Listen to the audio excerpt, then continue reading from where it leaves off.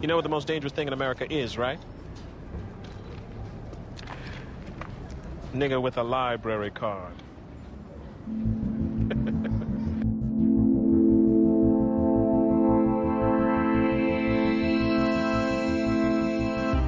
This is the Most Dangerous Thing in America podcast, a show in which we read books by black authors, and they're talked about by a black author, and you can listen if you are black or not black. That is okay. It has been a week extra than it was supposed to be. My apologies. Many things have been happening. So I'm back after a week hiatus, and I'm reading The Come Up, an oral history of the rise of hip-hop by Jonathon Abrams, best-selling author of All the Pieces Matter. I've never read that book. That's The Wire. The one I read, that's the one about The Wire. The one I read was Boys Among Men, which is his book about prep to pro high school players. A really fascinating book because, you know, if you follow basketball, a lot of the high school to NBA guys got a bad rap, but actually a lot of them are some of the greatest players who ever played. The book covers those guys, but it also covers the hard luck cases. Who comes to mind? I believe it's Lenny Cook. Might be wrong about that, but I feel like it's Lenny Cook is the name that really hops out that he covered a lot. So, yeah, anyway, that's a great book. And then also Jonathon Abrams used to write for Grantland, and he's just an amazing writer in general. So I was really looking forward to this book, and I walked into the local library, and there it was sitting right there, hardcover. And I checked it out immediately. I didn't even have a library card. I got a library card immediately just to get this book. I should say I didn't have a library card in San Bernardino County where I'm at now. I had a Los Angeles County library card before. But anyway, I have the book now. I've renewed it for a couple weeks because it's been difficult to get reading time. But now I have it. So this is going to be 3 different podcasts. I read just about the first third of the book. So I'm just going to go through that, some of the things that I've been thinking. And it's about hip hop. So I'll probably, have a bunch of tangents and stuff. But I don't know. Maybe it won't be too much because I did read that Nelson George hip hop book earlier in the year. And a lot of this first third of the book is stuff that, I mainly know, you probably know, or you should know about hip hop already. And if you don't, then fine. But I guess mostly what I'll do is just point out a few things that I thought were interesting. It was an interesting experience reading this book from the library because I had to use sticky notes, whatever, to take notes. Usually I just write directly in the book. But okay. Basically, what is the book talking about in this first third? Little brief summary. It's talking about, 1, the creation of hip-hop, which is the story of DJ Kool Herc coming over from Jamaica, the parties on the street, using electricity to have these parties stealing electricity, all of that. And then from there, it talks about the New York scene and then the LA scene. And there's a little bit of stuff here or there. I'm trying to see exactly how many chapters am I through. I'm through 6 chapters, so there's definitely more than just that. But that's basically what the first 6 chapters talk about. So that first thing, I think I talked about this in the Nelson George podcast, so I'm repeating myself, but I just think it's the most fascinating thing about hip-hop. And I wrote this note here as the electrical manipulation, hip-hop as sci-fi. Because that's really what it comes down to, and I talked about how it's downplayed in general, this connection that hip-hop has to STEM and the connection of like electrical engineering to hip-hop and how, obviously there's a music part that's creative and interesting about hip-hop, but there's also the physical manipulation and the engineering that's cool about hip-hop that was being practiced by these, DJ Kool Herc was the Jamaican who came over, but certainly, I assume also Jamaicans back in Jamaica were definitely practicing DJing in a different type of way. I don't know if they had to manipulate electricity the way DJ Kool Herc did, but yeah, there's like this actual physical electrical manipulation that's going on that is really like, STEM. And the reason I think that's important is, black people in the sciences is often we're underrepresented, and part of that is a simple numbers game, like there are less black people in the sciences, and part of that is a lack of meaningful education in those areas, in the areas where black people are from, and part of it is just simply overlooking some of the things that black people have done in the sciences. Now, of course, we all grew up during Black History Month and had to learn about, for me, George Washington Carver. Shouldn't say had to learn about, got to learn about whichever black history hero. But here's an example of one from, relatively modern history, right? 50 years ago, starting to get older than modern history. But yeah, a black person innovating in STEM and creating a new music, that's huge. And it's not often presented that way, right? It's just more or less presented as like, oh, they took these other people's music and just like fiddled around on a turntable for a while. It's like, all right, I mean, yeah, sure, that's part of it. Fiddling around is how you create art in general. But another part of it is, DJ Kool Herc and the other pioneers of hip hop had to figure out a way to like be able to play music, on the block. And in order to do that, it took a real knowledge of electricity and wires and all of that kind of stuff. So I just think that's interesting. And I'm always going to bring it up whenever the origins of hip hop are discussed. So get used to it. Okay, so that was my first note. The next note I had was on page 9. And this I just wrote about the ethos of hip hop. I want to read this thing by Curtis Blow, who has a lot of really great comments in the book. Him and then Kool Moe Dee so far have been my favorite in the book. And one of the things I like about it is, there's a tendency with basketball or hip hop or anything really for old heads to always like demean the youth or gas themselves up, make themselves sound bigger. And Curtis Blow doesn't do that. He's super humble. I think, at least in the book, he comes off as being super humble. He knows his place in history is important. And so he's not like, overly modest to the point where it's like, come on, man, we know you know who you are. But he's also not like full of unnecessary braggadocio. Of course, you've got to be braggadocious. It's hip hop. But yeah, I just thought he came off really good, or has so far in the book, talking about old hip hop, who's talented, how things came out, how things came into being. So yeah, I really enjoyed Curtis Blow's comments in the book. And here he's talking about Coke La Rock, and he says, he was the man on the microphone, Coke La Rock. He was more like a street dude, a street hustler, so he had the gift of gab and used to talk a lot of smack. Herc was from Jamaica. He's just getting to the Bronx, and he meets Coke La Rock, and Coke La Rock has all the lingo, so they became friends and partners.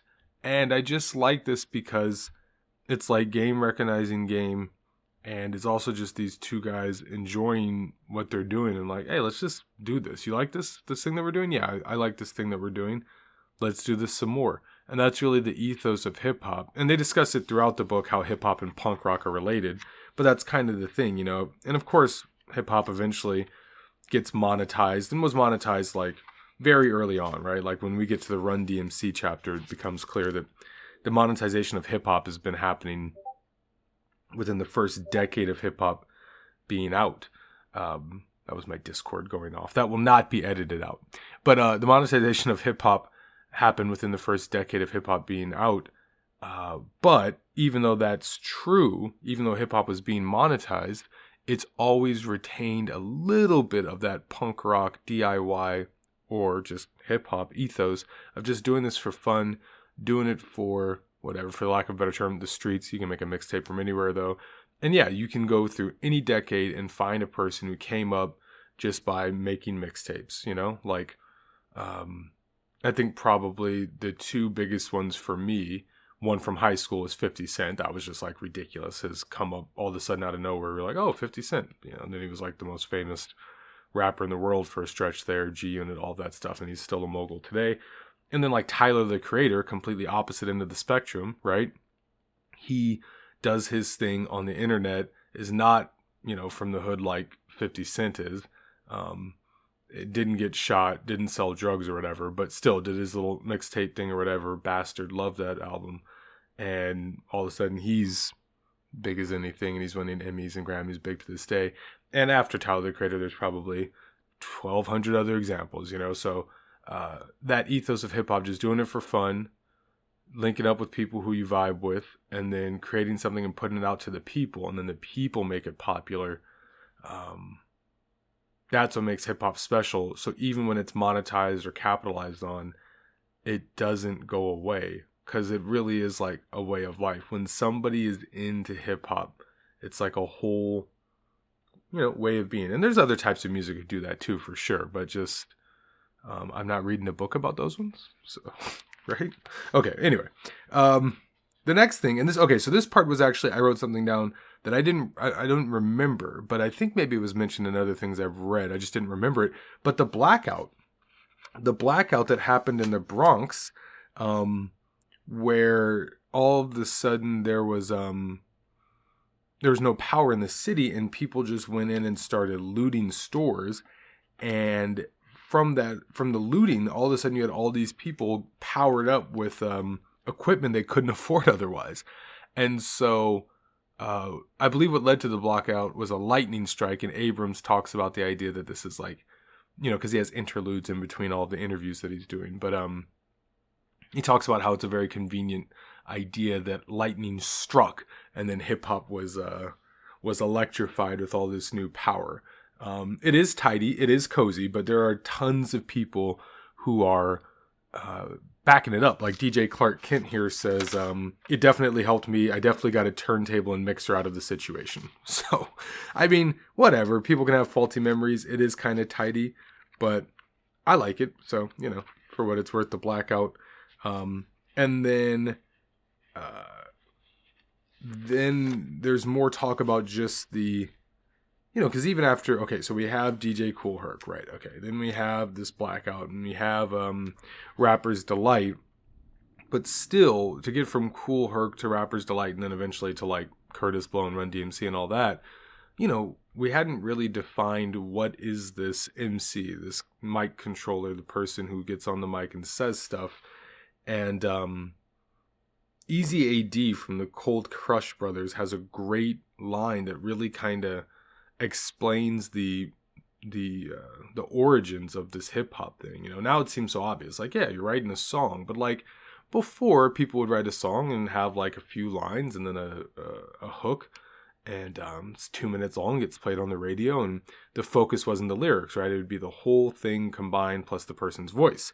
But Easy AD breaks it down like this. You could say I was just rhyming, but no, you was delivering information that was created by yourself. I just liked the art of being able to express yourself with words and being able to say it on a microphone. But the main part that I want to take away from there is you was delivering information that was created by yourself. And yeah, again, many songs have lyrics. That's nothing new, but just the concept that so much of this was, information, and that was the most important part about hip hop, was the information in the lyrics being transmitted to the audience. That's new. That's a new idea, and that's what made hip hop so seductive. Makes hip hop so seductive, I should say. Okay. All right, so then I'm going to move on from there. Well, there's a note before the note. A note before the note. Now I sound like Fred Moten again. Let me skip over this one note and then I'll come back to it. Because I wanted to just say how much of the disco thing is discussed in this book. That's another interesting part that I don't think was pointed out as well in other books I've read about hip-hop. But he talks about how Blondie gave a huge shout out to hip hop. I believe Blondie invited, it must have been Africa Bambaataa on Saturday Night Live. So yeah, Debbie Harry of Blondie was invited on Saturday Night Live for Valentine's Day, and she invited the Funky 4+1, not Africa Bambaataa, my bad, in 1981. And then they also talk about how David Bowie was into it, and basically how hip hop and disco had like a clash. I'm not saying that David Bowie's disco or something, far from it. But what I'm saying is that the hip hop people were like, disco was on its way out, and it was for kind of like the older, more mature crowd. And I'm not even sure it was on its way out as much as the younger kids just pushed it out by being into hip hop, and none of the disco people were down for it. But then you had, and then also people weren't sure that like this was respectable music that could be played on the radio. But then you had people like Blondie championing it, and David Bowie championing it, and then other people who were more closely associated to the community. But one of the points the book makes is that like, established black artists didn't really fuck with the music as much as like an established white artist did. And, whatever. There could be many different reasons for that. Maybe they simply didn't recognize the music, or maybe they were scared of the backlash of the establishment, or maybe they legitimately thought the music was harmful. Maybe it was a pound cake situation like your man's Bill Cosby there. All right. So that kind of wraps up the genesis of hip hop era, like from, mid 70s to like early 80s, right? And then after that, we get Curtis Blow, Run DMC, all of that. But yeah, so I guess just to put a bow on it, like the parts I found interesting, hip hop as sci-fi, the electrical manipulation of hip hop, the blackout, the electrification of hip hop, and then the shout outs and the split from disco, and hip hop coming into its own. And then on top of that, just the concept of the lyricism being this thing that was just distinct and different from all other forms of music that were out at the time and that were out into the present day. Like that level of lyricism, that kind of transmitting of information only exists in hip hop. Okay, I shouted out Kool Mo D earlier, and here he is. I just thought he dropped a lot of knowledge right here. And actually, this piggybacks well on what I was just saying about how some black folks didn't fuck with hip-hop early on. Although this is particularly about black folks who are in hip-hop, not fucking with certain types of hip-hop within hip-hop. So this is specifically about Rapper's Delight and why some people didn't mess with it. But it also gets to like a psychological aspect of African Americans in general. So anyway, Kool Mo D, without further ado, here you go. He says, I understood why there was a lot of MCs at the time that didn't like it, talking about Rapper's Delight, because I just think the social construct of oppression puts us against each other in many ways. In my opinion, many African Americans have a hard time giving other African Americans credit for achieving because so much of white America accepted that record, Rapper's Delight, and they started to define it from their perspective. And we're saying we've already been here. It's not new. So a backlash was on Sugar Hill that wasn't deserved because they didn't ask for it. I just think that's, that knocks out of the park. We see that so many times. And I wrote the note here, Get Out. I think that why a lot of black people didn't like Get Out, at least this is the way I felt about it, at least, was like, people were talking about that movie like no black person had ever made a movie before. And it's like, oh no, I think I've seen a few black folks make movies before, but maybe I'm mistaken. Anyway, the second half of the quote, and then we're done. But I'm not saying America does this intentionally. I'm just saying the infrastructure of racism, that plate is already set. So usually if you come out and quote unquote do something and it's black and we feel it from an African American standpoint, we're very happy. As soon as white America embraces it, it separates us. And then you get the resentment. So it was never not really hip-hop. We had just gotten more lyrically sophisticated at the time, and the record was a great record. And looking back, if it wasn't for Sugar Hill, we might not have an industry as prominent as we have because of the success of Rapper's Delight. So I don't know. I really thought that was such a perfect and concise, really like sociological research paper, just explaining why so much. You could extrapolate this out to so many different things, different types of hip hop, Get Out the movie, and all kinds of things where if it gets embraced by the mainstream America and it doesn't still have like a toe in the hood or a toe in just like pure black culture, there's going to be like a, kind of a sideways look at it. And as a toe has to be back in pure black culture. That's why, like, Snoop Dogg, like, that's not a crossover success. That's different. He's not a crossover success because he's always maintained, at least to me, I think not a crossover success because he's always maintained, just being in the pure black space as well. I wonder if Steve Harvey, like, that feels more like a crossover thing where it's like, I don't know if Steve Harvey would do, maybe he hasn't, I just missed it, like, Kings of Comedy again, where he's just working all black rooms and stuff like that. It wouldn't really make a difference to me because I wouldn't watch it, but I would just be curious if Steve Harvey would do such a thing. Going to Steve Harvey's stand-up in 2022 just sounds like terrible. He already has those videos where he like smokes a cigar and tells black people how they should, young black people always, how they should get their wealth up You pull your pants up and you make money.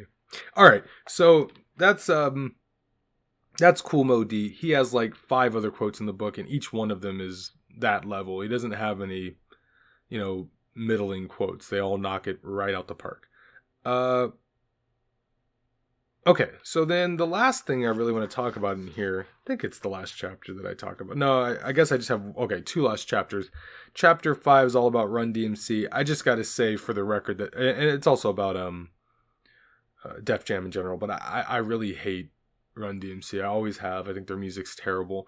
And I thought that was kind of reflected in the book with a lot of people not liking them because they were really the first commercialized rap group. Now, I will give Run DMC credit for this.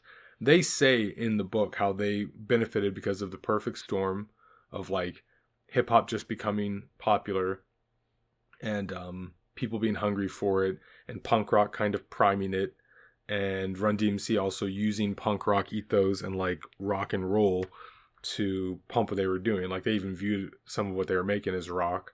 So I'll give them credit for admitting that. I just still don't like Run DMC's music, and I never will. They're not good rappers in my mind, but whatever. They have some classic things that I'll still put on because it reminds me of a certain era of hip hop, but yeah, not for me. So that chapter though, very, very good, and more or less like, went along with my opinion of Run DMC in general. So that was nice. Always nice to be validated.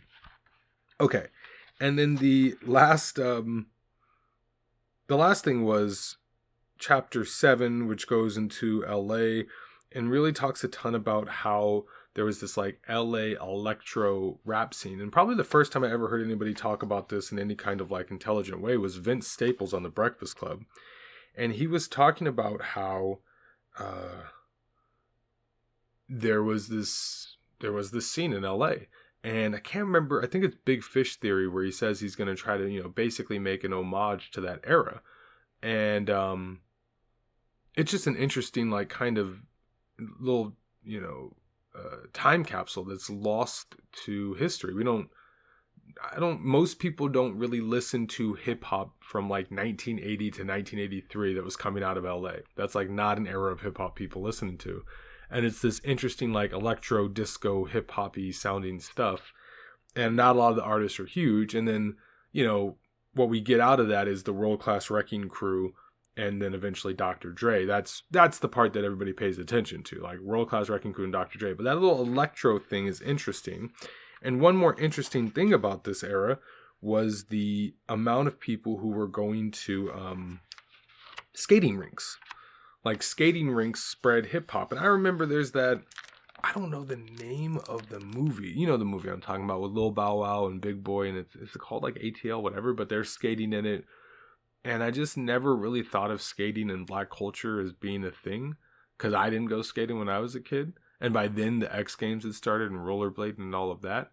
But this is, again, like that little time period where it was huge. And the reason was, they explain it in the book, like basically you could play hip-hop at skate parks. You couldn't get it in at nightclubs and stuff. People were still looking to dance to different music, especially adults. But I keep calling them skate parks. It's skating rinks, right? Skating rinks were places where you could actually get some hip hop off and get the kids there, and you could have complete control. And they named 2 skate parks in Los Angeles. One was called Skateland, and the other one was called, hold on, I have it here.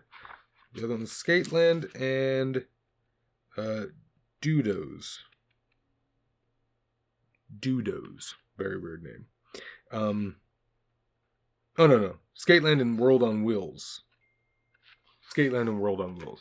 But yeah, so anyway, I just thought that was interesting. And then, okay, to tie it into myself, because I'm selfish. Down the street where I'm at right now, there's a skating rink that's been open since the 1980s.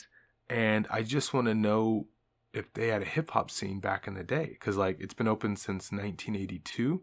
That's perfect. Or no, it's been open since 1980. That's literally the perfect time. And this is specific about Southern California. This book was saying specifically in Southern California, hip-hop was huge in the skating rinks. So I'm gonna mosey on down there and see if I can find an old timer to talk to me about hip-hop, which is interesting. Like, there's that KRS-One line in that song where he says, he says hip-hop as an art form isn't even 30 years old. And now it's like 50 years old. So that song must have come out 20 years ago. But the point is that I need to go find an old-timer who can remember the early 1980s at the skating rink to talk to me about hip-hop. So that's cool. Gonna do that, hopefully, unless I forget. Okay, so that was the first 6 chapters of the book. I'm going to do the middle, like 7 or 8 chapters next, and we're going to be moving into stretching up into the early 90s, right? We will get to the early 90s, yes, and then after that, right, yeah. We'll definitely get to the early 90s and maybe a little bit further out than that. But after that, then we'll do the last third of the book. So altogether, 3 podcasts for this book. It's nonfiction. You got to split it up. But yeah, I'll probably do chapters 7 through 13. And that will end at 1995. It also jumps around from different locations. So far, we've really just done New York and LA. But, we'll